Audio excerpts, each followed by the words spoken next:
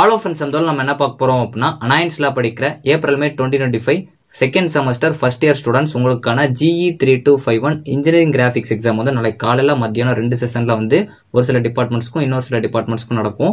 இந்த எக்ஸாம்ஸ்ல நம்ம எப்படி ஹை மார்க்ஸ் வாங்குறது அப்படிங்கிறத பார்க்கலாம். ஸோ அதே மாதிரி வந்து ஒரு சில மிஸ்டேக்ஸ்லாம் நீங்க பண்ணுவீங்க, அதே நான் வந்து இந்த வீடியோல சொல்றேன். ஸோ நிறைய பேர் கண்டிப்பா இந்த வீடியோ யூஸ்ஃபுல்லா இருக்கும். ஸோ நாளைக்கு எக்ஸாமுக்கு இப்போ உட்காந்து நீங்க இந்த வீடியோ பார்த்தீங்கன்னா கூட உங்களுக்கு யூஸ்ஃபுல்லா இருக்கும். ஸோ அது என்ன அப்படிங்கிறத பார்க்கலாம். ஸோ வாங்க வீடியோக்குள்ள போகலாம். ஓகே ஃப்ரெண்ட்ஸ், ஃபர்ஸ்ட் எடுத்தோன்னு பார்த்தீங்க அப்படின்னா அனாயன்ஸ்ல படிக்கிற April May 2025 second semester first year students உங்களுக்கான GE 3251. ஸோ இந்த இன்ஜினியரிங் கிராஃபிக்ஸ் பொறுத்த வரைக்கும் உங்களுக்கு காலையில் அது மட்டும் மத்தியானம் இருக்கும்.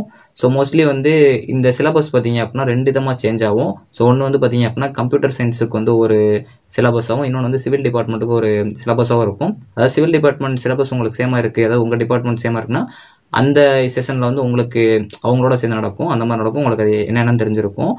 ஸோ ஃபஸ்ட்டு வந்து கொஸ்டினை வந்து நீங்கள் அண்டர்ஸ்டாண்ட் பண்ணுறது ரொம்ப ரொம்ப முக்கியம். அதுக்கு முன்னாடி ஃபஸ்ட்டு நீங்கள் இன்னைக்கு நைட்டு வந்து ரொம்ப ஸ்ட்ரெஸ் எடுக்காமல் ஸோ ஓரளவு ஜஸ்ட் மட்டும் மேலோட்டமாக பார்த்துருங்க. ஏன்னா இவ்வளோ நாள் நீங்கள் பார்த்துருப்பீங்க, இன்னைக்கு ஃபுல்லாக வந்து மோஸ்ட்லி நீங்கள் எல்லாமே வந்து டயக்ராம் வந்து போட்டு பார்த்துருப்பீங்க. அதனால் ரொம்ப வந்து ஸ்ட்ரெஸ் பண்ணாமல் கேஷுவலாக இன்னைக்கு நைட்டு வந்து ரொம்ப நேரம் வந்து முடிச்சிட்டு இருக்காமல் கொஞ்சம் சீக்கிரமாகவே படுத்து தூங்கிடுங்க. ஸோ அதே மாதிரி நாளைக்கு காலையில் வந்து ஒரு யூனிட்ல ஒரு 4 டயக்ராம் அந்த மாடல் ரிலேட்டடாக வந்து மைண்ட்லேயே வந்து கொஞ்சம் அப்படியே வந்து யோசிச்சு பாருங்க. அப்படின்னா நீங்கள் 5 யூனிட்டுக்கும் ஒரு ரிவைஸ் பண்ணிட்டு போயிட்டீங்கன்னா உங்களுக்கு ஈஸியாக இருக்கும். ஸோ மத்தியான எக்ஸாம் ஸ்டூடெண்ட்ஸும் இதை வந்து நீங்கள் காலையில் ட்ரை பண்ணிக்கோங்க. ஸோ கொஸ்டின் அண்டர்ஸ்டாண்டிங் ரொம்ப ரொம்ப முக்கியமான ஒன்று. சம்டைம்ஸ் உங்களை கன்ஃபியூஸ் பண்ணுறதுக்காக first angle with third angle projection அப்படின்னு கொடுத்துருவாங்க.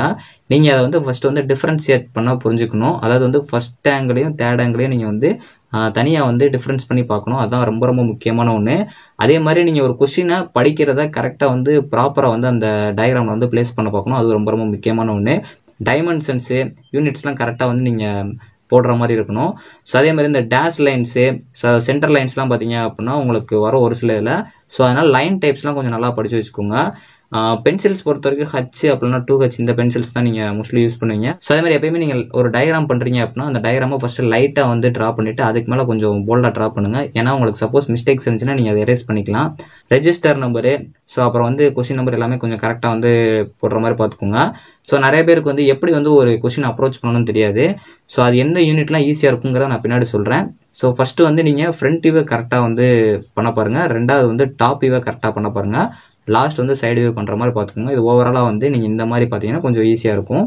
ஸோ உங்களுக்கு எந்த மாதிரிலாம் ஒரு கொஸ்டினை ஃபேஸ் பண்ண முடியுமோ, ஈஸியாக பண்ண முடியுமோ அந்த மாதிரி கொஞ்சம் பார்த்து வச்சுக்கோங்க.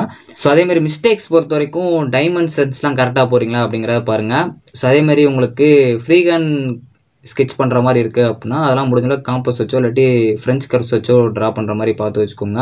ஸோ ஃபஸ்ட்டு எப்பயுமே லைட்டாக ட்ரா பண்ணிவிட்டு கொஞ்சம் டார்க்காக ட்ரா பண்ணுங்கள். ஃபஸ்ட்டே கொஞ்சம் அழுத்தி பண்ணிட்டீங்கன்னா அது அழிச்சு போடுறப்போ கொஞ்சம் நல்லா இருக்காது அந்த டயக்ராமு. ஸோ அதனால் இந்த மிஸ்டேக்கை தவிர்க்க பாருங்கள். ஸோ அடுத்து வந்து மோஸ்ட்லி நீங்கள் ப்ரிப்பரேஷன் பண்ணுறீங்கன்னா இந்த மாதிரி டாபிக்ஸ்லாம் கொஞ்சம் கவர் பண்ணியிருக்கணும். அது என்ன அப்படின்னா plane curves, orthographic projection, so அதே மாதிரி isometric view, projection of solids, section of solids கொஞ்சம் நல்லா பார்த்துக்கோங்க. டெவலப்மெண்ட்ஸ் ஆஃப் சர்ஃபேசஸ் இதெல்லாம் கொஞ்சம் கவர் பண்ணியிருக்கணும். ஸோ நான் உங்களுக்கு உங்களோட சிலபஸ் வச்சு 2 பேருக்குமே பிரித்து சொல்கிறேன், அது சொல்கிறேன். ஸோ இதுக்கப்புறம் நீங்கள் வந்து எக்ஸாம் ஹாலில் எப்படி வந்து டைமை கரெக்டாக மேனேஜ் பண்ணணும் அப்படிங்கிறதே நான் சொல்லிடுறேன். ஸோ அதுக்கு முன்னாடி ஃபஸ்ட்டு பார்த்தீங்க அப்படின்னா இப்போ எக்ஸாம் ஹாலுக்குள்ளே போனதுக்கப்புறம் நான் சொன்ன மாதிரி வந்து ஃபஸ்ட்டு வந்து ஒரு குட்டி குட்டி லைட்டாக வந்து ட்ரா பண்ணிட்டு அடுத்து கொஞ்சம் போல்டாக ட்ரா பண்ண பாருங்கள். அது ஒரு சில இடத்துல லைட்டாக ட்ரா பண்ணுற இடத்துக்கு லைட்டாகவே ட்ரா பண்ணிக்கோங்க. டயக்ராமை நீட்டாக வந்து ப்ரெசென்ட் பண்ண பாருங்கள். அழிச்சு மாற்றிட்டே இருக்காங்க. அதுக்கு தான் உங்களுக்கு சிம்பிளாக நான் சொன்ன மாதிரி லைட்டாக வந்து இது பண்ணிக்கோங்க. ஸோ மற்ற பேப்பர் மாதிரி உங்களுக்கு இந்த எக்ஸாம் பேப்பர் வந்து இருக்காது, கொஞ்சம் A3 பேப்பர் மாதிரி கொடுத்துருப்பாங்க. ஸோ டைமென்ஷன்ஸ் கரெக்டாக போடுங்க. எல்லா கொஸ்டின் அட்டன் பண்ணுங்கள். உங்களுக்கு சப்போஸ் ஒரு கொஸ்டின் தெரியலனாலும் அது அட்டன் பண்ணால் உங்களுக்கு மார்க் கிடைக்கும் அப்படிங்கிறதுக்காகயாச்சும் அதை அட்டன் பண்ணுங்கள். அந்த டயக்ராமை ஓரளவு கரெக்டாக இருக்க மாதிரி போட பாருங்கள். உங்களுக்கு அதை பற்றி ஐடியாவே இல்லை அப்படின்னாலும் அதே மாதிரி அதை கடைசி அட்டன் பண்ண பாருங்கள். ஸோ அதே மாதிரி எப்பயுமே வந்து உங்களுக்கு தெரிஞ்ச கொஸ்டின் கரெக்டாக கான்ஃபிடென்ட்டாக தெரிஞ்ச கொஸ்டின் அட்டன் பண்ண பாருங்கள். அது எந்தெந்த யூனிட்லேருந்து ஈஸியாக இருக்குங்கிறதே நான் சொல்கிறேன்.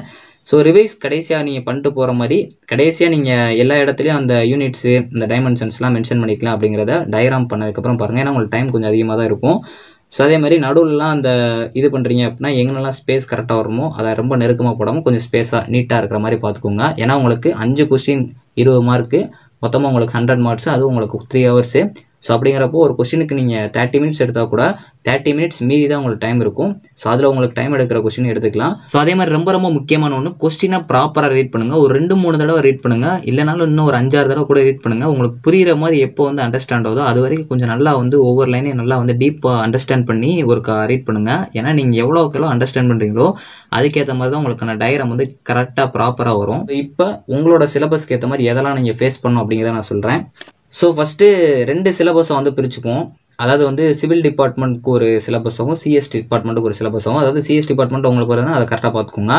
ஸோ உங்களுக்கு அதாவது சிவில் டிபார்ட்மெண்ட்டுக்கு மோஸ்ட்லி பார்த்தீங்க அப்படின்னா first unit 5th unit mostly ஈஸியாக தான் இருக்கும். அதனால் நீங்கள் 1வது கொஸ்டின் 5வது கொஸ்டின் அட்டன் பண்ணுறது பெஸ்ட்டு. ஏன்னா அது நீங்கள் ட்ரை பண்ணீங்க அப்படின்னா மோஸ்ட்லி வந்து கொஞ்சம் ஈஸியாக வந்து போடுற மாதிரி வந்துடும். அது ஈஸியாக தான் கேட்க வாய்ப்பு இருக்குது. 3வது யூனிட்டும் 4வது யூனிட்டும் மாடரேட்டாக வர சான்சஸ் இருக்குது. ஸோ அதனால் நீங்கள் 1வது யூனிட் 5வது யூனிட் ஃபேஸ் பண்ணதுக்கப்புறம் 3-4ல் ஏதாச்சும் உங்களுக்கு தெரிஞ்ச கொஸ்டின் வந்துச்சுன்னா அதை வந்து நீங்கள் ட்ரை பண்ணுற மாதிரி பார்த்துக்கோங்க.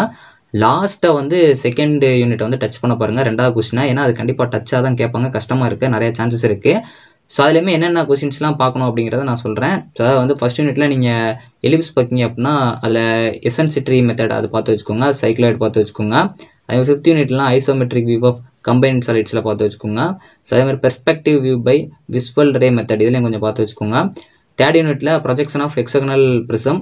ஸோ அதே மாதிரி 4th யூனிட்ல செக்ஷனல் வியூ ஆஃப் பிரமிட் இதுவும் கொஞ்சம் நல்லா பார்த்து வச்சுக்கோங்க. ஓவராலாக சிவில் டிபார்ட்மெண்ட் ஸ்டூடெண்ட்ஸ்க்குள்ள சிலபஸ் கொஞ்சம் இதை நல்லா பார்த்துக்கோங்க. ஸோ நெக்ஸ்ட் சிஎஸ் டிபார்ட்மெண்ட் ஸ்டூடெண்ட்ஸ்க்கு ஃபர்ஸ்ட் யூனிட்டும் 5th யூனிட்டும் ஈஸியாக இருக்கலாம். ஆனால் ஃபர்ஸ்ட் யூனிட் ரொம்ப ஈஸியாக இருக்கும். 5th யூனிட் கொஞ்சம் ஈஸியாகவும் இருக்கலாம், ஒரு சில டைம் மாடரேட்டாக கேட்கலாம். ஸோ அதனால் ஃபர்ஸ்ட் யூனிட்டை எப்பயுமே ஃபர்ஸ்ட் கொஸ்டின் அட்டன் பண்ணுறதுக்கு கரெக்டாக பார்த்துக்கோங்க.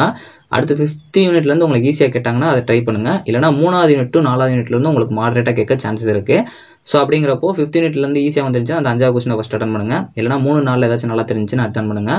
அதே மாதிரி 2வது யூனிட் கொஞ்சம் டிஃபிகல்ட்டாக தான் வரும். ஸோ 2 பேருக்குமே 2வது யூனிட் கொஞ்சம் கஷ்டமாக இருக்கிற சான்சஸ் இருக்குது. இப்போ சிஎஸ் டிபார்ட்மெண்ட் ஸ்டூடெண்ட்ஸ்க்கு ஃபர்ஸ்ட் யூனிட்ல எலிப்ஸு, பேரபோலா, சைக்ளாய்டு, இன்வொலேட்ஸ் இந்த மாதிரி இருக்கிறத ஸ்டெப் பை ஸ்டெப்பாக எப்படி போகிறதுன்னு பார்த்துக்கோங்க. இதிலே மார்க்ஸ் கிடைக்க நிறைய சான்சஸ் இருக்குது.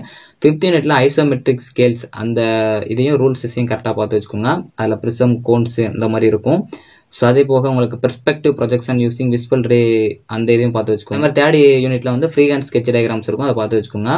4th யூனிட் பொறுத்தவரைக்கும் கொஞ்சம் ஃபார்முலா பேஸ் பண்ணி வர மாதிரி இருக்கும். 2nd யூனிட்ல லாஜிக் பேஸ் பண்ண மாதிரி டிராயிங் போடுற மாதிரி இருக்கும். ஸோ ஓவராலாக பார்த்தீங்க அப்படின்னா மோஸ்ட்லி 2 பேருக்குமே அந்த ஃபர்ஸ்ட் யூனிட் 5th யூனிட் கொஞ்சம் அட்டன் பண்ணுற மாதிரி இருக்குது. 2nd யூனிட் லாஸ்ட் அட்டன் பண்ணி பார்த்துக்கோங்க. ஏன்னா உங்களுக்கு ஒரு கொஸ்டினை கரெக்டாக அப்ரோச் பண்ண தெரிஞ்சுன்னா ஈஸியாக நீங்கள் அட்டன் பண்ணிட்டு போயிட்டே இருக்கலாம். இல்லாட்டி கன்ஃபியூஸ் பண்ணிடுச்சுன்னா கொஞ்சம் ட்விஸ்ட் ஆயிரும். ஸோ அதனால் முடிஞ்சளவு உங்களுக்கு தெரிஞ்ச கொஸ்டினை ஃபஸ்ட் அட்டன் பண்ணுங்க. ஸோ டிராயிங் கரெக்டாக போட பாருங்க, எல்லாமே வந்து கரெக்டாக வந்து ப்ராப்பராக மென்ஷன் பண்ணி ட்ரா பண்ண பாருங்க. ஸோ டயக்ராம் நீட்டாக பண்ணி எங்கேயுமே ஸ்ட்ரைக் பண்ணி அதாவது அழிச்சு எழுதிட்டே இருக்காங்க. ஸோ உங்களுக்கு கொஸ்டின் மோஸ்ட்லி ஈஸியாக தான் வரும். ஸோ என்னோட கெஸிங் படி காலையில் செஷன் வந்து கொஞ்சம் ஈஸியாக இருக்கலாம், மத்தியான செஷன் கொஞ்சம் கஷ்டமாக இருக்க சான்சஸ் இருக்குது. ஆனால் நீங்கள் எக்ஸ்பெக்ட் பண்ணுற ஃபர்ஸ்ட் யூனிட் 5th யூனிட்ல ஈஸியாக வர சான்சஸ் இருக்குது. ஸோ அதனால் முடிஞ்சளவு ஒரு 3 இதை வந்து எப்படியாவது கரெக்டாக போடுற மாதிரி பார்த்துக்கோங்க. மித்த 2 அட்டன் பண்ணிட்டுனால வந்துருங்க. எக்ஸாம் முடிச்சுட்டு வந்ததுக்கப்புறம் உங்களுக்கு கொஸ்டின் எப்படி வந்துச்சு, நீங்கள் எப்படி காலையில் பண்ணீங்க, மத்தியானம் பண்ணீங்க அப்படிங்கிற மறக்காம இந்த வீடியோவில் கமெண்ட் பண்ணுங்கள். தேங்க்ஸ் ஃபார் வாட்சிங்.